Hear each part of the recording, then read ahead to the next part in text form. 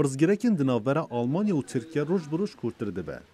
اف یک جه باندوره لسر اندامتیا ترکیه یا یکیتی اروپا دکه. به طیبتی سرو کمار اردوغان دا چندین آخافتن خوده بالکشان لسر اندامتیا ترکیه یا یکیتی اروپا. او گوتی بکو اگر پیوست به ترکیه یه جبو داویکرنا پیواجی و اندامتیا یکیتی اروپا یه رفراندوم اکبک بینه. ji Komisyonu Yekîtiya Avropa yan Claude Juncker da axaftinek ya xwe de balkêşan li ser helvesta Recep Tayyip Erdogan. Bi nêrîna min Tirkiye dixwaze pêvajoya endambûna xwe bi Yekîtiya Ewropa re bidawî bike. Lê Erdogan dixwaze ev yek ji aliyê Yekîtiya Ewropa vebî.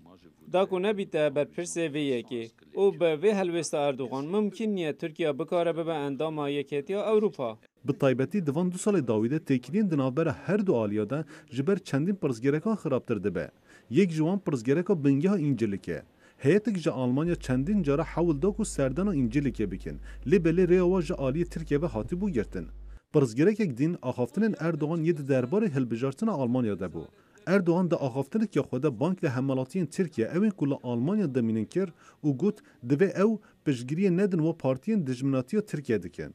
Her wiha piştî darbeya leşkerî bi hezaran kes ji karê xwe hatin dûrxistin û bi hezaran kes jî hatin binçavkirin. Yan Claude Juncker dibêje Tirkiye roj bi roj ji ber kiryarên xwe ji Yekîtiya Ewropa dûr dikeve.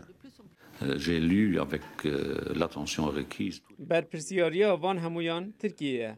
Ez dixwazim berdewam bikim ku aliyê Tirkiye berpirsiyariya xirabkirina vê pêvajûyê ye. Pêvajoya endambûna Tirkiye ya Yekîtiya Ewropa ve zîdetirê 5 sala berdewam e. û di vî demê de gelek pirsgerek di navbera her du aliya de ji derketiye. Anha xuya dike ku ev pêvajo bi dawiyê ve diçe.